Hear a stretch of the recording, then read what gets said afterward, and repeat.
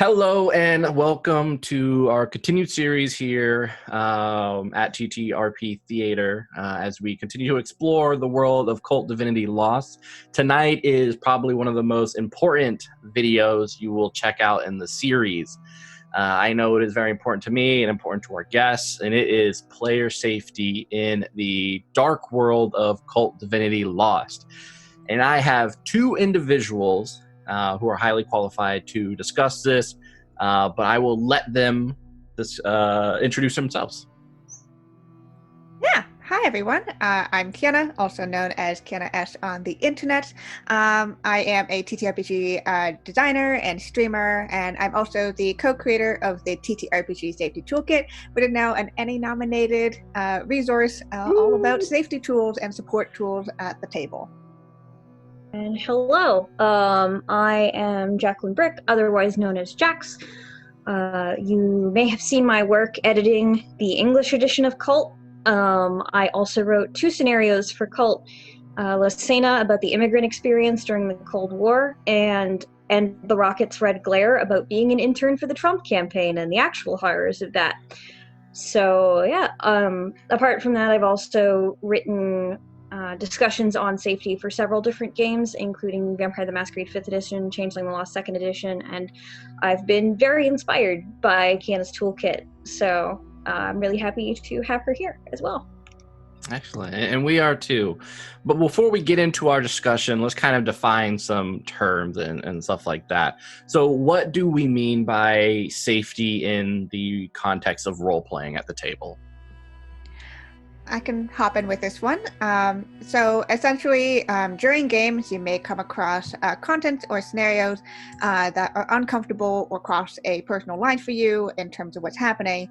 And so safety and support tools are there to help guide what happens when a player gets hurt or you cross a line or you get close to a line, and just ensures that everybody's having fun no matter what's happening to their characters. That's a really good way of putting it. Kienna and I both interact with horror games a lot, and something that I think is a huge misconception about safety at the table is that it cannot coexist with a horror game, and that's honestly the farthest thing from the truth. Some of the best horror I've ever played has been with very robust and comfortable safety tools that were there to sort of be a net for when you're taking that dive off the ledge. Were you the one who gave the bungee jump analogy, Kienna? Do you want to go ahead and share that? Because that's my favorite. Yeah, basically, you can have fun doing something like bungee jumping because you know that you have a rope and a secure system to make sure that you are actually safe, even as you enjoy the risks and thrills of literally falling off of a high place. And so the same idea here is that you can enjoy the risks and thrills of a horror game, but still have that comfort of knowing that you're not going to endanger yourself in any permanent lasting way, and that you can continue having fun after it, and it's not a detrimental thing to your well-being. With the TTRPG industry kind of changing so much within like the last decade, and obviously this conversation is becoming more and more important, what kind of safety tools have people and you have been employing throughout the last couple of years, and where do you think safety is going in the future for TTRPGs? The short answer is there are so many, it is kind of ridiculous. There's actually the reason why the TTRPG Safety Toolkit was created was because there was no central place to go look for safety and support tools. The whole thing is that there's been discussions around safety and support in games for many, many, many, many years. Decades at this point, talking about how do we make sure that people are still having fun even as we get into intense scenarios and content. And the thing is that a lot of these conversations have either happened at conventions, so not in places that they're recorded, or they happen in forums or blog posts that, although we think the internet is a permanent place, and to some extent it is, it does mean that things can be deleted and things can get lost in dead websites or buried under threads or the such, or locked away in communities. And so the toolkit was created as a place where to collect all that information and bring them all together.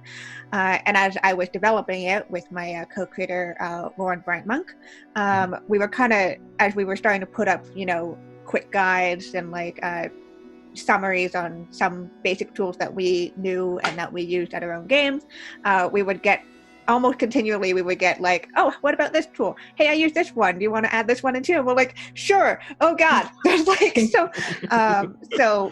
I've used a lot of them in my own tables. The ones that I use the most include the X and an O cards, which actually the toolkit has their own X and an O cards. I ran out of the N ones because we use these also as our business cards for conventions, so people can take them home and use them, and also have a link to the kit.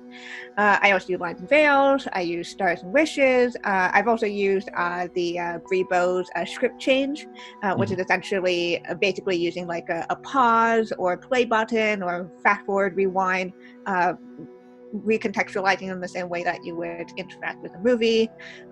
There's so many of these, and like I said, we've had decades of this conversation, but ever since the toolkit has come out around the same time that a lot of these conversations have started to evolve beyond should we have them, and more to how can we continue to use them, how can we make them easier for people to use, how do we build them in more organically within a game, so not like a band-aid on top solution, it's not an add-on, it's a feature of games.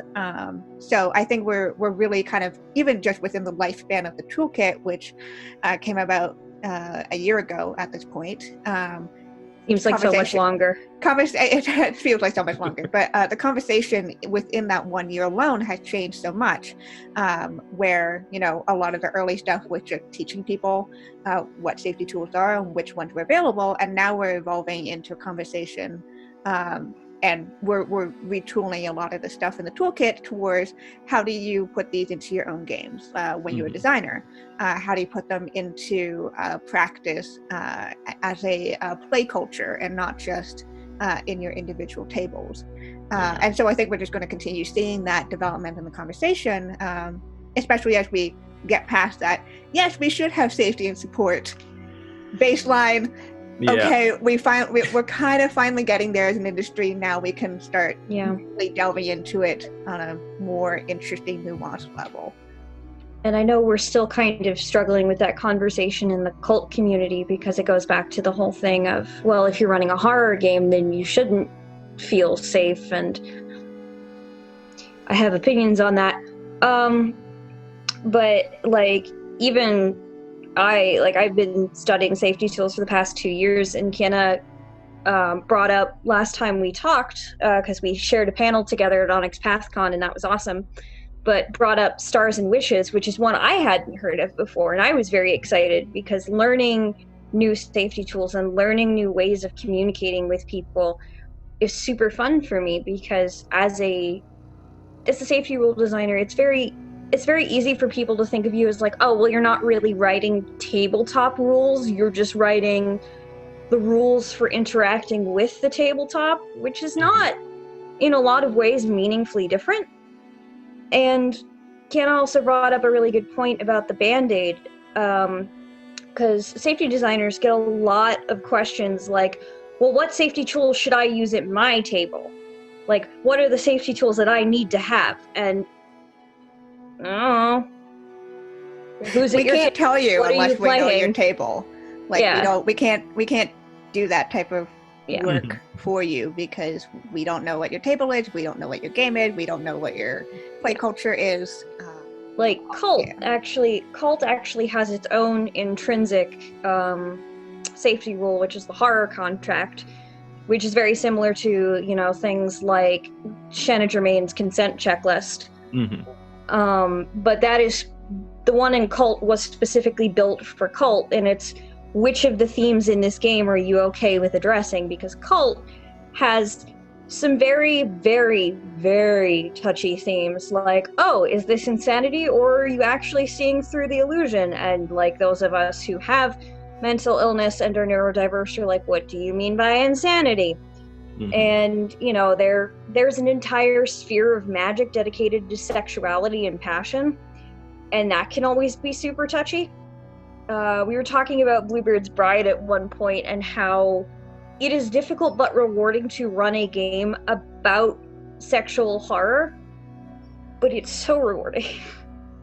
Like, if you have the sort of structure at your table where people can have that conversation about, hey, you know, I'm uncomfortable with my character being gang raped, but I really want to have my character have an experience with assault that will actually create a trauma or something that they have to work through, or that is part of their story, then that is something you can discuss with your table and your GM, but you have to be honest about it, because that's not something you can just spring on a table, right?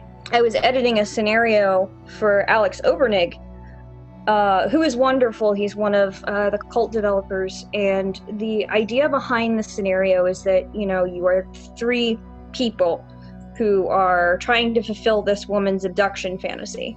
Basically, met her on FetLife, you know, here's the signal, here's the agreed time. They grab the wrong person. Now everybody's collective trauma, because, oh God, what have I done? And oh God, who are these people? Yeah.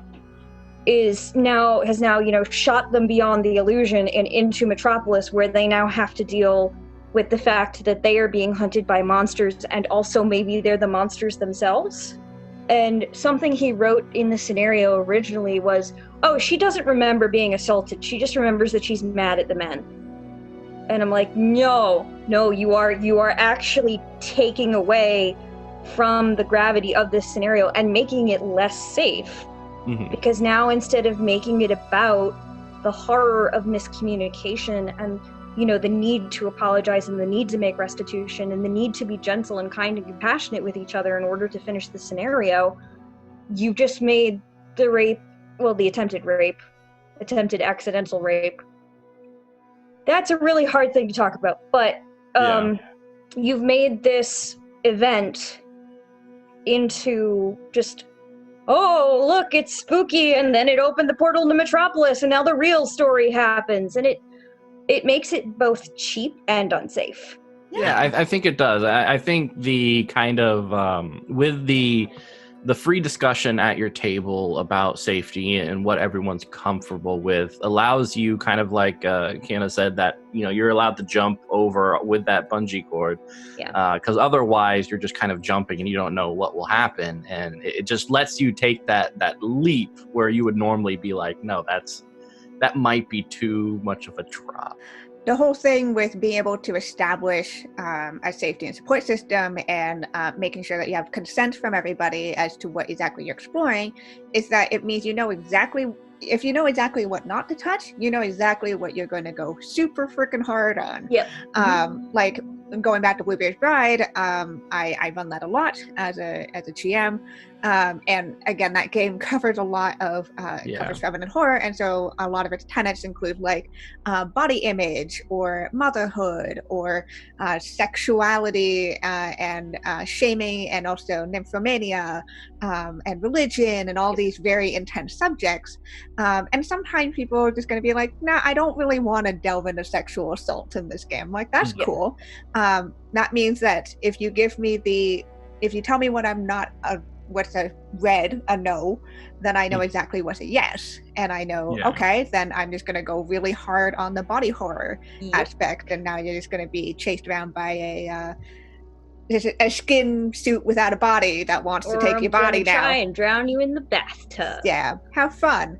And that's the whole point of experience horror in any media, is that you can opt out of it, and you can you have control. It's a willing loss of control in some way. You're saying, I'm okay with losing agency as a player and a character to know what's going to happen, or to be put into dangerous scenarios. But I gave consent to be there. The same way that, you watch a scary movie, you can pause it. Like, there's that part of you that can be very immersed in what's happening and really freaked out, but there is the safety of being able to go, nope, I'm good, I'm going to stop that. Well, even before then, knowing what the ratings are or what the general content's going to be. Like, I'm personally, I don't really like super gore. Not really my thing. I don't like extended torture scenes. Don't like that as a general thing. I'm totally cool with psychological horror. Like, make me question the reality of the situation. And so if I'm looking at a horror movie and I can see the warnings and be like, oh, this is not for me. That's okay. I'm going to put that down. I'm going to pick up this other movie that taps into the type of horror that I want to experience because I consent to having that type of scary moment and not the other type. And so that's exactly what these are. And I touched upon this in previous conversations, but there's always this idea that safety and support tools are an interruptive thing to the moment. That, if I put up an X card, for example, and we stop play to retcon what just happened, that it breaks the moment, upon which I say that the moment is a bullshit notion, because it's something that we can always come back to. And that you created the moment, right? You created that moment, and then you realize the moment's not working for us. Let's go back, change it, and then we have the power to bring it back there. There is the same way that you can pause a movie, you can pause a game, you can stop reading a book, but still come back to it and still be as immersed as you were before. Especially with tabletop gaming, where you're doing your literal creative imagination space with everybody. Like, there is nothing wrong with stopping the flow if it means that you get a better experience in the end. I actually really want to build off that, because my favorite phrase is very cult appropriate, which is immersion is a false god. We hold up this ideal of perfect immersion in gaming, whether it's tabletop gaming or LARP, or even video games to some extent. And this idea that we have to be immersed, and it has to be dangerous, and it has to challenge us in ways that we're uncomfortable with. It doesn't, because it's supposed to be fun. It's supposed to be enjoyable, even if it's like the sort of game that you want to leave you sort of shaken and maybe even crying at the end of it. It should be an experience that you looked back on with some amount of fondness, right? And safety rules really help us create that space. Yeah, and I think there's another notion that I want to tackle here, is that there's a difference between comfort and safety. And this has been especially with the recent events now, where things that are uncomfortable for us are actually safer for everybody as a whole. Looking at, general world events of everything going on. Gestures vaguely at everything. The fire that is the world. But generally speaking, things can be uncomfortable for you, but still be safe. And really the difference there is that what are the lasting impacts, and is it harmful? Discomfort is generally not a harmful thing unless you're prolonging it, upon which that it gets into unsafe territories. Think about this. Particularly acute. Think about the way that you might injure yourself, or you might, sleep funny. That's uncomfortable, but it usually goes away after you wake up. Right? But something that's unsafe would be, I sleep on a bunk bed, but there's no railing, and I'm just going to fall off of it, and that will, if I fall, I'm going to break my arm. Those are two different things, right? And the same thing. Or, go ahead. Sorry to cut in. Or something that could be unsafe, even if you're sleeping funny and you get like the twitchies in your arm, like I do, and you're working with, I don't know, a soldering kit or an X-Acto knife without protection after you sleep funny, then the discomfort becomes harm. And so there has to be a knowledge of there is a difference between that. So saying that you want to make a place safe doesn't mean that you remove all discomfort. It just means that you prevent harm. And when it comes to games, it means, preventing lasting harm towards emotionally or psychologically, really for your players. Characters can have whatever happen to them, and as long as the players are cool with it, that doesn't matter.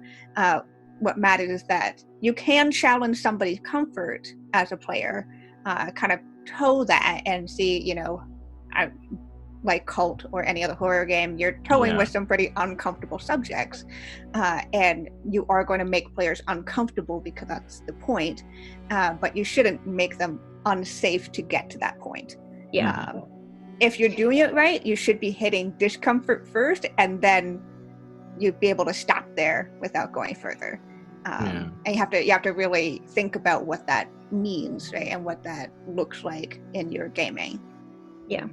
Like with the scenario I talked about earlier, something I was really proud of for Alex for writing is that you get to the point of kidnapping the unintended victim, but it never goes past that, because that's when you all fall into the city beyond the illusion and everything starts going wrong.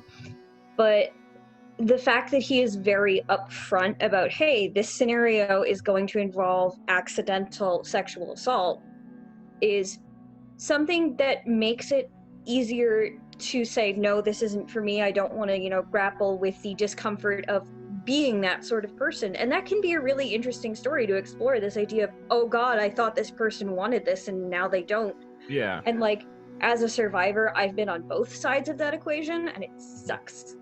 But it's a really interesting and meaty thing to explore through games, especially through horror games. A good horror game should make you uncomfortable, but in a way you want to be made uncomfortable, I think. Because it's very easy to stack different discomforts on top of each other. Like, in past conversations, we were talking with Steffi Devan, who is a developer for Onyx Path, and her big thing is no sharks. Like, she can't do sharks in games unless she's really feeling it. And like, maybe you get a game where she's really feeling it and there's sharks, but then her character, gets tied up, and then maybe her character gets interrogated, and now there's sharks and, restraints and interrogation and loss of player agency, and that's when it becomes less uncomfortable and more actually dangerous. Yeah, and in that scenario, what a safety tool can do is adjust the consent that was given before, which is a huge part of this too, is that you can consent to something and withdraw that later. That is totally okay, because you made a decision based on certain circumstances, which is, where you were at mentally at the time, what information you were given about the scenario or whatever else, and your fellow players, and you made a decision at that moment, but those different factors can change, and your informed decision may also then change. That's the same, again, with any dangerous thing physically.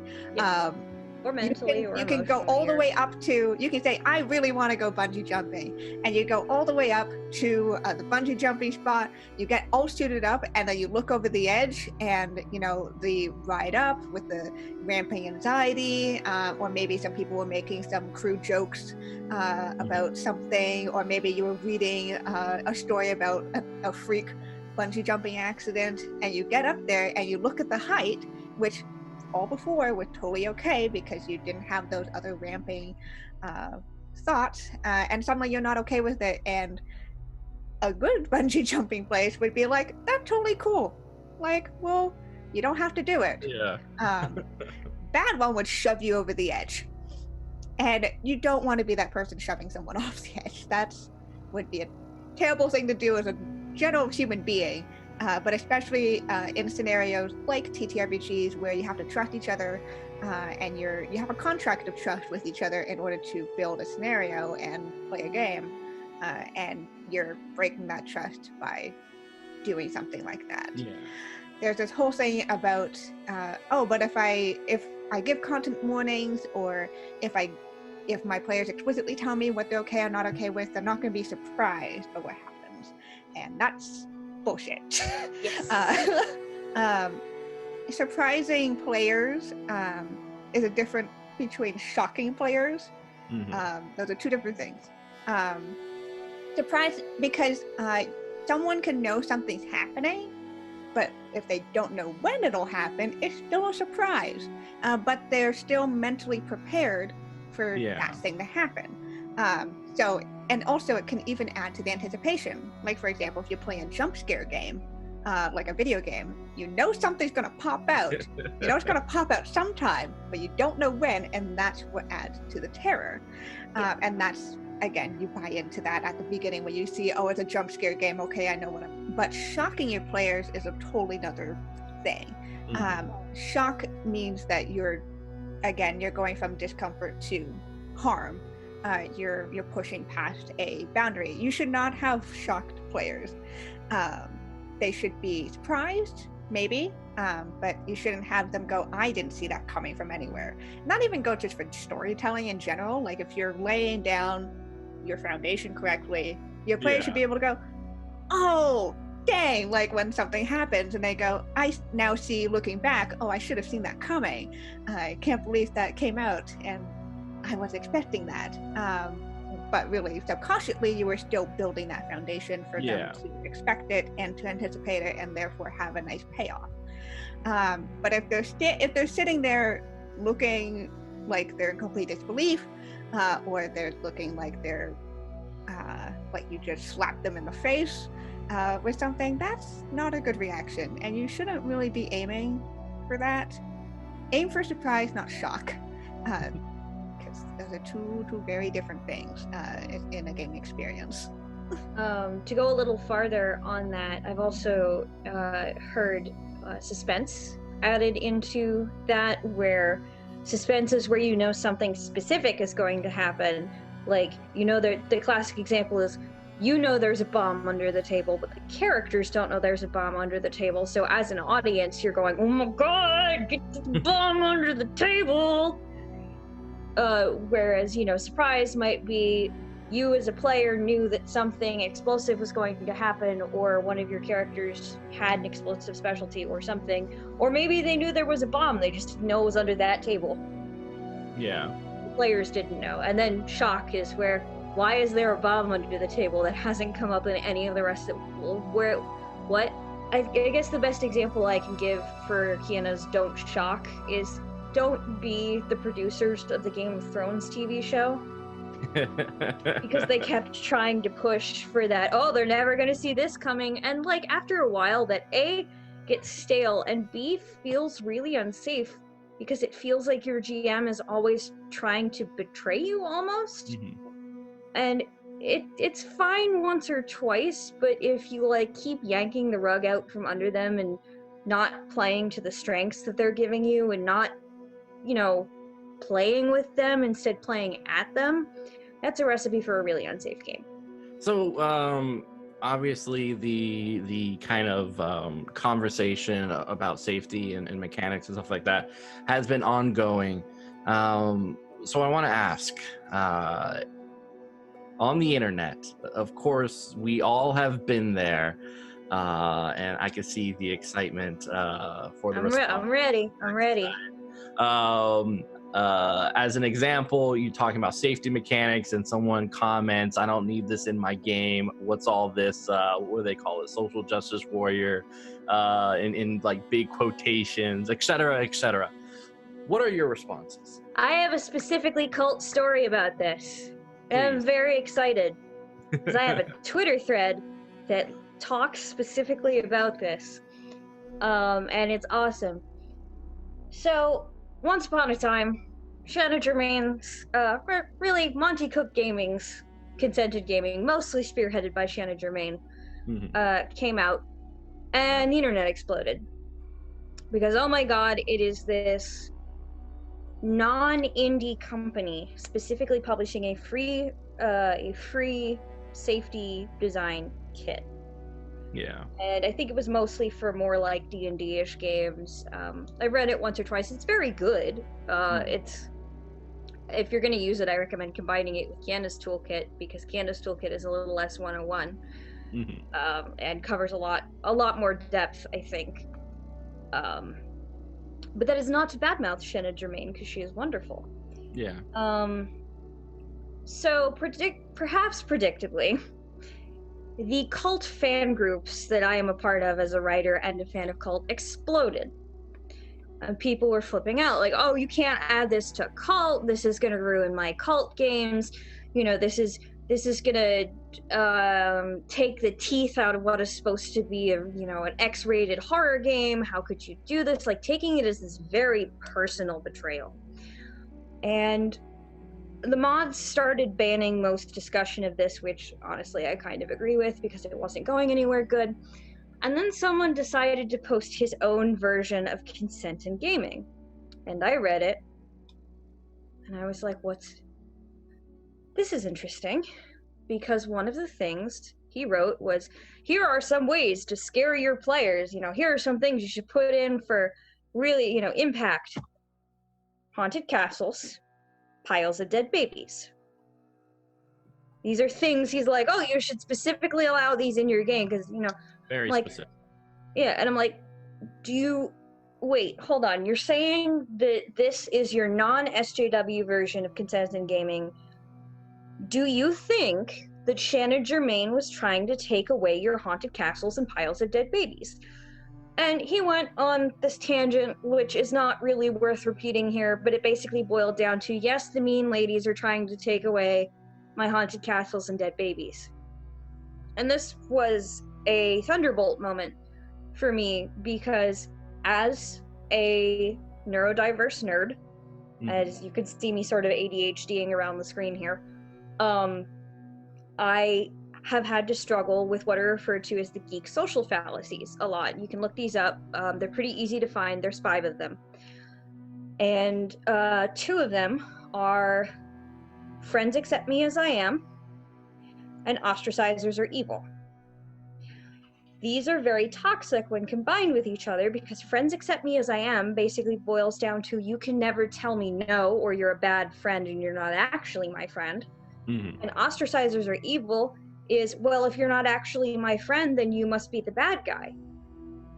And it's sort of smashed together because it's this idea that if somebody says, I want to play a safe game, what they're saying is, you're trying to take away my creativity because you're telling me that I can't do certain things.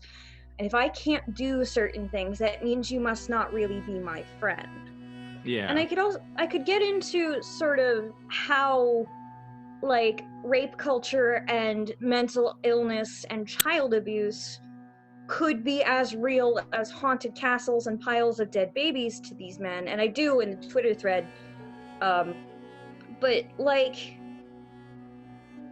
just the idea of people saying no to you, meaning that you are never allowed to do a thing again, is a terrifying place to live. I don't want to live in that place. Yeah. I don't think any of us want to live in that place. And I think part of including safety rules in game, talking about safety rules in games, engaging with things in a safe and enjoyable, maybe not fun, safe and enjoyable manner, is just as much about learning how to say no and take that gracefully as learning how to say yes, and learning that neither of those are the end of the world. So that's something I talk about a lot, is how real are these things you're talking about to you, and how real are they to everybody else at your table? Yeah, I think, so ever since I published the very, very first guide to TTRPG tools for streamers, that was the very first iteration of this toolkit back in September of 2018, I have had many, many angry people decide that yelling at the 20-year-old about how dare you do this to me it was a productive thing. And You're a lot of my 20? I'm 22 now, turning 23. But I feel old now. I do too. Sorry. I do this a lot. But let's redo that. Say you're 30. We'll move on. Can I just say that I'm really proud of you? Oh, thank you. You're welcome. Wow. You're a fucking badass. Thank you. Amazing. I wish I was that badass at 22. I know, right? Like, I was just like... Like, I'm only 27, and I'm like, wow, I'm so far behind on this. I'm 30, And I just got the courage to dye my hair. I'm so proud of you. Good job.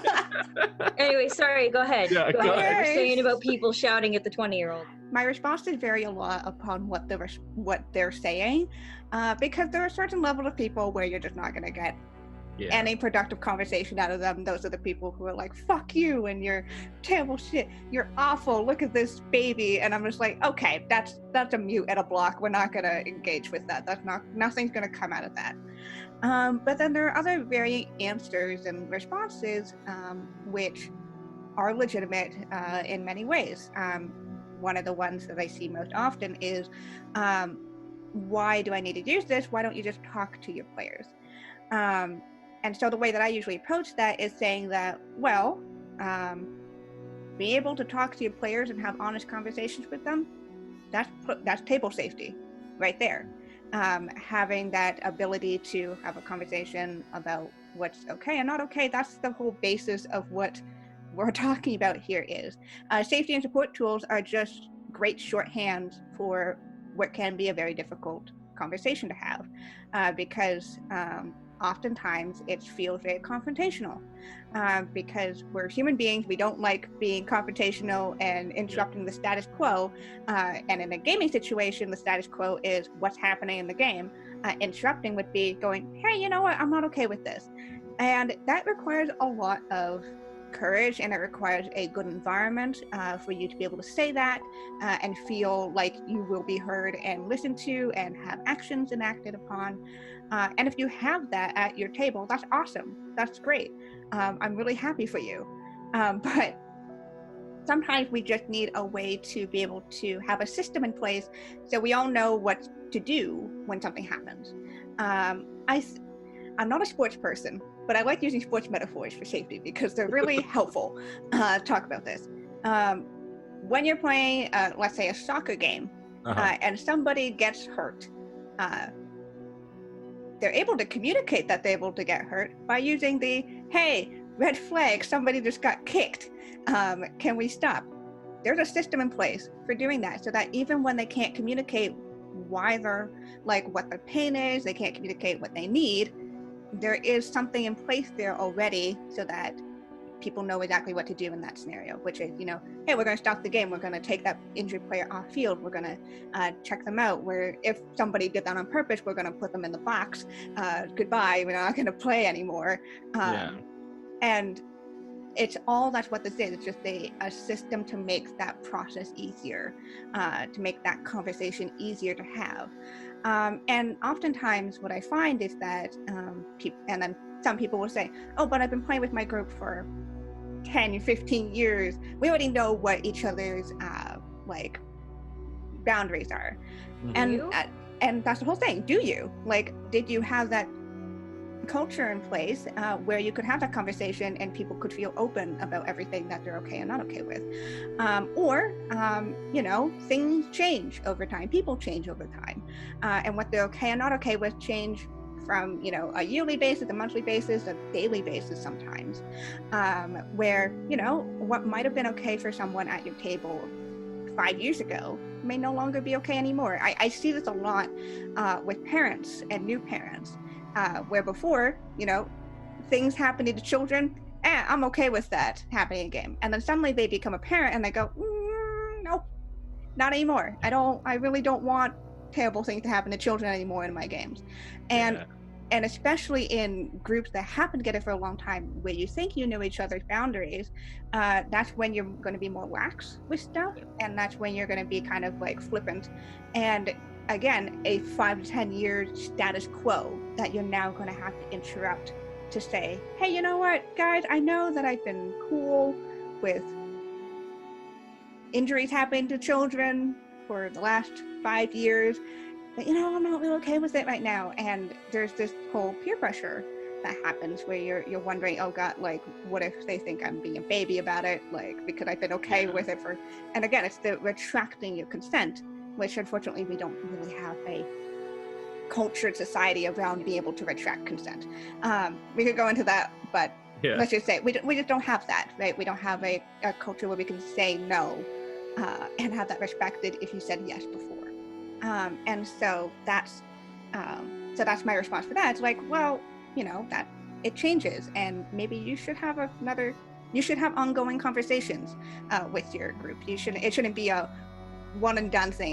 It happens a lot with the toolkit, unfortunately, where people think it's the one and done tool, which is not the point of it. The point of it being a resource for people to use, so they can have the discussions, and it's not just for taking the toolkit and placing it on the table and go, there, my table is safe now. I'm like, no, you still got to do work here. Like, there's still work to be done here. So I mean, it's very difficult to have nuanced conversations on Twitter, unfortunately, and unfortunately that's also where I spend most of my time. Mood. I've been avoiding Twitter. Yeah, but You can't avoid Twitter. There's nowhere else to go. Yeah, and it's my major platform. But it's just, you have to I have to suss out which people are actually wanting to have a productive conversation and which people are not, and then go from there. Just because there are going to be those people who are like, fuck safety, like, fuck you, and I'm never going to try to incorporate player consent. And I'm like, okay, cool. I know that's not a table I want to be at, and I know that's a table most people are not going to want to be at, and we'll leave you to it. If there's a certain level where you just have to go, okay, unfortunately, you might have to learn the bad way how these things might happen, and you may not even learn the lesson. And we just have to start facilitating a play culture as a whole industry towards a safer, more supportive place where player agency and player safety and all that stuff comes before the narrative, because stories come and go. They can last with you forever. They can be amazing experiences, but stories are stories, and people are people. She was a false god. Yep. And if you should be caring for everybody, it's the principle of care is something I talk about in the toolkit, that you should care for each other as people first, and then everything else comes from that afterwards. And that's the most important thing. And that's at the center of all of this, is that all we want to do is help you make sure that you take care of yourself and take care of other people while playing. Yeah. That's all we're doing here. Because if that can be established, you can have fucking amazing experiences and amazing stories that come from it. But if you don't have it, you're not unlocking the full potential of what you could do. Can I be petty for a second? Sure. Yeah, I think so. Okay, so you're talking about the people on Twitter who are like, fuck you, I'm never gonna put consent in my game. They always want to fucking tell you. Like, they're like, oh, look how big and bad I am. I don't want to do player consent. I do the real game. Okay. Well, I'm not going to use your safety tool. Okay. And, like, they get super fucking mad when you don't pay attention to them. And it's the same sort of, performative... Not self-flagellation. Yeah, it's very much that performative macho-ness you see in a lot of gamer cultures, this idea of, well, I'm gonna make my players cry, or I'm gonna, kick my DM's ass with, this great thing I have to break their plot, and it's just this very adversarial, weird culture. Yeah. Yeah, and the funny thing is that you're not being edgy by doing that, because currently our culture is not of safety. Like, you're actually being edgier by including safety and support stuff at your table. Like, you're not being new or different by not including them. You're just continuing on what has been, unfortunately, the culture for many, many years. You're not being a new edgy person here. You're just being another voice locked in that void, unfortunately. From my perspective, is just kind of like that toxic masculinity where men and of course this affects everyone across the spectrum, but definitely the kind of hold your feelings in, don't show any sort of compassion or care, don't empathy is regarded as like a lesser value, and it's so important. I mean, going back to the sports analogy, and I know soccer as well as I do. I don't know. Name something I don't know. but there's an expectation and a rule set that says when a player goes down that the flag is called, people pause the game, and it is dealt with. And that's no one says get back up and stuff like that. There are rules and stuff in place to take care of someone when they look like they're injured. And I think normalizing the safety mechanics is so important because, if you're trying to come up with a new rule on the fly in soccer or whatever sport to address someone who's injured, then, you kind of are someone's going to get trampled. Yeah, it's not good. Like, if I'm feeling uncomfortable, I want someone to come up and be like, all right, red flag, let's take a break, et cetera, et cetera. And I want that to be something that I don't have to struggle internally with, like, are people going to laugh at me? Am I ruining the game for everyone? It should just be something that is expected that, hey, if you're feeling uncomfortable, your safety and fun is our top priority. Do what you need to do. Yeah.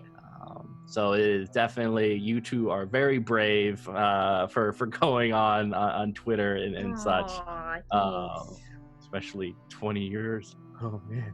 Kienna will fucking destroy you on Twitter. I've seen it happen. I know. I'm like, I do it very nicely. I try to. You do, and it's painful to watch. You guys are amazing, and thank you for all your work and kind of just helping our hobby become a more fun, a safer place, and a more progressive place, and awesome and accepting for everyone, because that's what the hobby should be.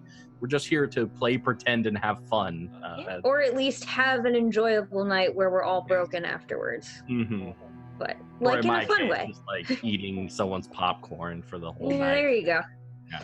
But if you're excited about more safety rules, I can tell you that in the upcoming Kult book, which is currently on Kickstarter, I wrote an essay called Bound, Caged, Abandoned, which is all about using specific kinds of trauma respectfully in your tabletop games. So I cover addiction, I cover imprisonment, I cover war, I cover natural disasters, I cover sexual violence, obviously, I cover abuse, I cover all different sorts of things, and it ties in really nicely with safety rules because it's not a set of rules itself. Yeah. It's more of a sort of background on why these things could be unsafe to use, but here's also ways to use them safely and thoughtfully.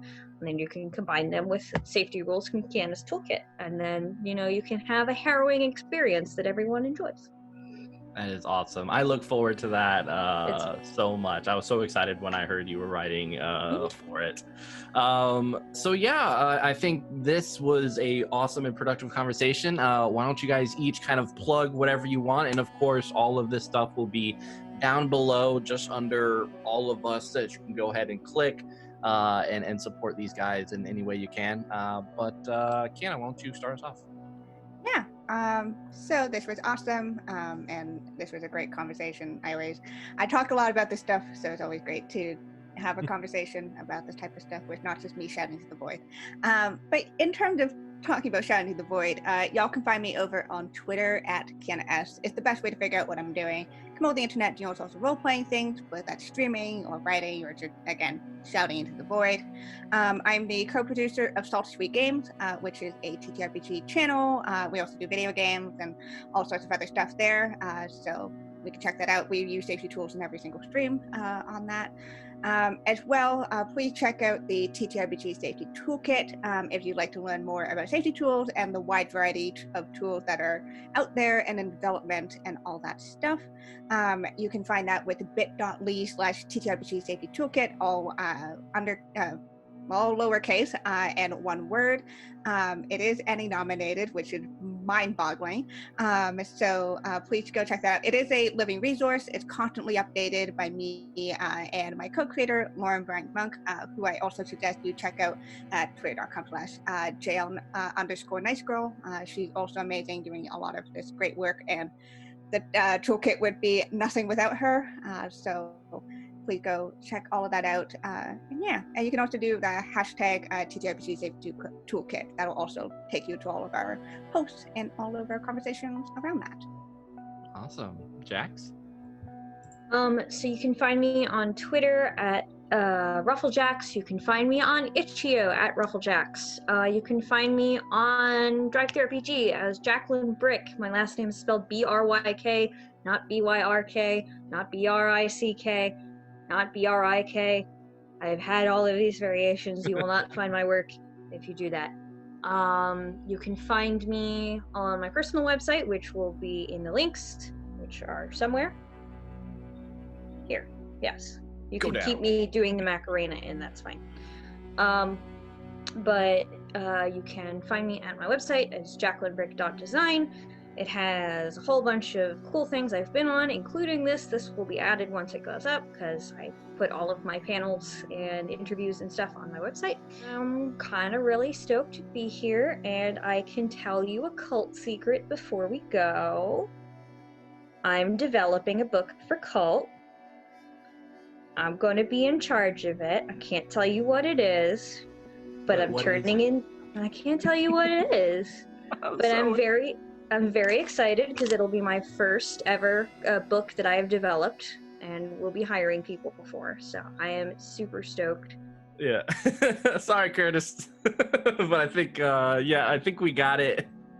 We'll just cut to you being like, I represent Mitchell, and he says bye.